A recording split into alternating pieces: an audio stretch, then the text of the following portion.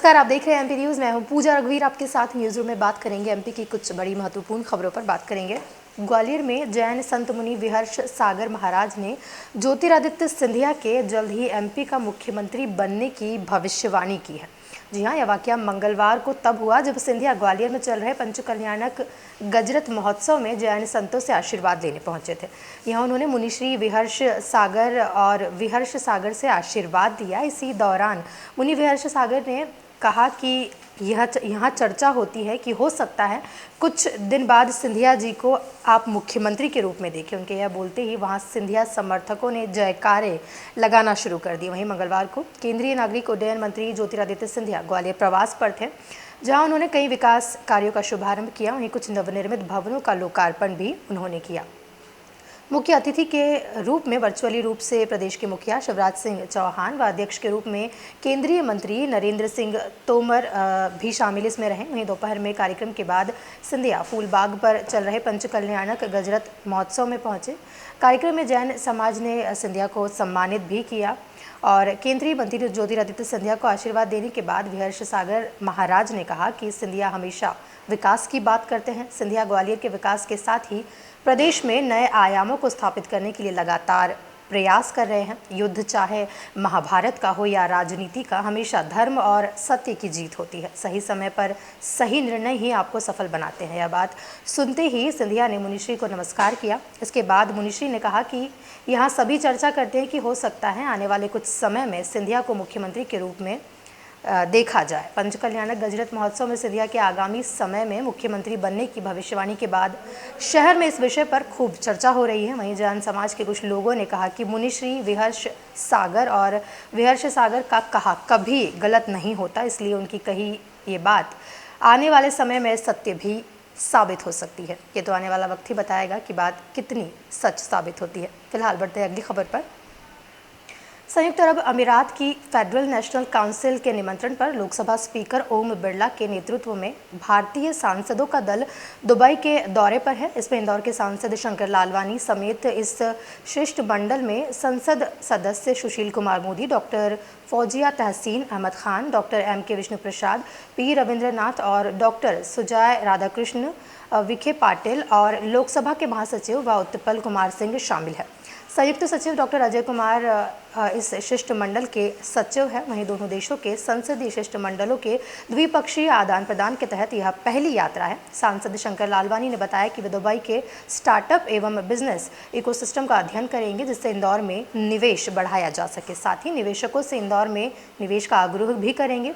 Lalwani Dubai expo भी जाएंगे, जहां भारत सरकार की ओर से सबसे बड़ा पेवेलियन लगाया गया है। वहीं संयुक्त अरब अमीरात की यात्रा के दौरान शिष्टमंडल के सदस्य संयुक्त अरब अमीरात की फेडरल नेशनल काउंसिल के स्पीकर महामहिम सकर गोबाश के साथ मुलाकात करने के अलावा अबू धाबी के क्राउन प्रिंस और यूएई के सशस्त्र बलों के deputy supreme commander his highness Sheikh Mohammed bin Zayed Al Nahyan, संयुक्त अरब अमीरात के उपराष्ट्रपति और प्रधानमंत्री व दुबई के शासक हिज हाइनेस शेख मोहम्मद बिन राशिद अल मखतूम से भी मुलाकात करेंगे। वहीं शिष्टमंडल के सदस्य टॉलरेंस और को एक्सिस्टेंस मिनिस्टर महामहिम शेख नहयान बिन मुबारक अल नहयान और विदेश मामलों और अंतर्राष्ट्रीय सहयोग मंत्री महामहिम शेख अब्दुल्ला बिन जायद अल नहयान से भी मुलाकात करेंगे।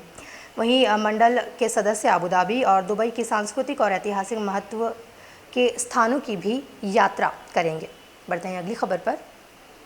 यूक्रेन में बढ़ते तनाव के बीच भारतीय छात्र वापस अपने देश लौटना चाह रहे हैं। इसी बीच भारत सरकार की तरफ से यूक्रेन भेजे गए एयर इंडिया के विमान से मध्य प्रदेश के 2 स्टूडेंट्स वापस लौटे हैं। वहीं गृह मंत्री नरोत्तम मिश्रा ने बताया कि हमारे बच्चों का यूक्रेन से आना अब शुरू हो गया है। वहीं मंगलवार की देर रात हर्षित शर्मा और आयुषी जैन यूक्रेन से भारत आए। दोनों भोपाल और इंदौर के रहने वाले हैं। वहीं गृह मंत्री मिश्रा ने बताया कि 2 फ्लाइट्स और यूक्रेन से भारतीय नागरिकों को लेकर आएगी।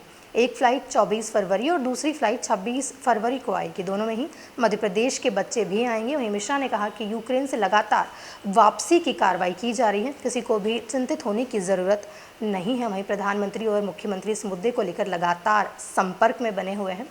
वहीं गृह मंत्री मिश्रा ने मध्य प्रदेश कांग्रेस के अध्यक्ष व पूर्व सीएम कमलनाथ के भिंड दौरे पर तंज कसा है और कहा है कि लहर लाहर के विधायक गोविंद सिंह, जिनको कहने के बाद भी नेता प्रतिपक्ष नहीं बनाया, जमीन से जुड़े होने की मिसाल पेश करे और भिंड में ही नेता प्रतिपक्ष का पद देने की घोषणा करे। गोविंद सिंह जमीन से जुड़े नेता हैं, मेरे मित्र हैं, ऐसा गृह मंत्री नरोत्तम मिश्रा ने कहा है। ऐसा करते हैं तो उनका दौरा सार्थक होगा, नहीं तो ये हवाई दौरा ही कहा जाएगा। बढ़ते हैं अगली खबर पर। काम के लिए अक्सर रुपए की कमी का हवाला देने वाले रेलवे अफसर फिर हमारी गाढ़ी कमाई के 181 करोड़ रुपए डुबाने जा रहे हैं। महू खंडवा अकोला गैज कन्वर्जन के लिए पिछले साल 350 करोड़ रुपए का बजट मिला था, लेकिन अफसर साल भर में मात्र 168.68 करोड़ खर्च कर पाए हैं। वहीं 31 मार्च को बाकी 181.32 करोड़ रुपए डूब जाएंगे। हद ये है कि इस लेट लतीफ़ी के कारण हमें दोहरा नुकसान उठाना पड़ेगा। प्रोजेक्ट इस वर्ष पूरा होना था, लेकिन अब इसके लिए मार्च 2026 की डेडलाइन तय की गई है, यानी अब 4 साल और इंतज़ार करना होगा। वहीं प्रोजेक्ट की लागत भी 544 करोड़ बढ़ गई है। हैरानी की बात तो यह है कि 14 साल से जारी लेट लतीफ़ी के कारण ये लागत 2880 करोड़ तक बढ़ चुकी है। अब देखने वाली बात है कि क्या 2026 तक भी ये जो मामला है ये सुलझ पाता है। खैर, बढ़ते हैं अगली खबर पर। बेरोजगार युवाओं के लिए जॉब का एक अच्छा मौका है। 24 फरवरी को भोपाल में रोजगार मेला लगेगा, जिसमें पेटीएम समेत 22 कंपनियां आएंगी और जॉब के लिए युवाओं का चयन करेगी। साथ ही जो सैलरी है, यहाँ पे सैलरी का जो ग्राफ है वो 8 से 20 हज़ार रुपये तक इसमें होगा। वहीं रोज़गार मेला गोविंदपुरा स्थित मॉडल ITI में लगेगा। वहीं सुबह 10:30 बजे से इसकी शुरुआत हो जाएगी, जो कि शाम तक चलेगा। जिला रोजगार अधिकारी KS मालवीय ने बताया कि जॉब फेयर में बिना मास्क के एंट्री नहीं दी जाएगी। तो ये एक अच्छा मौका है मध्य प्रदेश के जो बेरोज़गार युवा हैं उनके लिए। वो यहाँ जाकर इस मेले का जो है इसमें भाग लेकर अपनी जॉब के लिए ढूंढ सकते हैं, अपने जॉब के अवसर यहाँ तलाश सकते हैं। खैर, बढ़ते हैं अगली खबर पर। राजधानी भोपाल में श्रीयंत्र के जैसे डिज़ाइन वाला एक पहला पार्क यहाँ तैयार हो रहा है। TT नगर स्टेडियम के पास बन रहे इस पार्क का लोकार्पण 24 फरवरी को CM शिवराज सिंह चौहान करेंगे। इससे पहले रोड पाथवे के निर्माण के साथ पौधे और स्पेशल घास यहाँ लगाई जा रही है।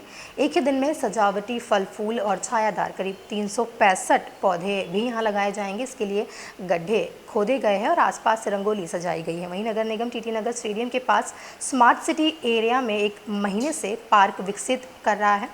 2 एकड़ एरिया में पार्क को बनाने में करीब 24 लाख रुपए खर्च होंगे। वहीं पार्क में रेलिंग, ट्यूबवेज, शेड, पाथवे भी बनाए गए हैं। वहीं बीचों बीच पार्क में श्रीयंत्र जैसी आकृति बनाई गई है, जिसमें फूल वाले पौधे लगाए गए हैं। वहीं CM चौहान ने 24 फरवरी की सुबह पार्क का जो है लोकार्पण वही करेंगे। वे यहाँ पर पौधे भी लगाएंगे। वहीं डेट तय होते ही पार्क के काम में भी तेज़ी आ जाएगी। वहीं श्रीयंत्र के आसपास पेवर ब्लॉक लगाकर पाथवे तैयार किया जा रहा है।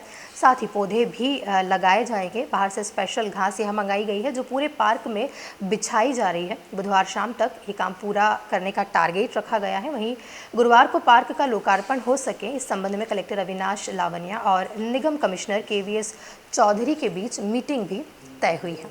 बढ़ते हैं अगली खबर पर।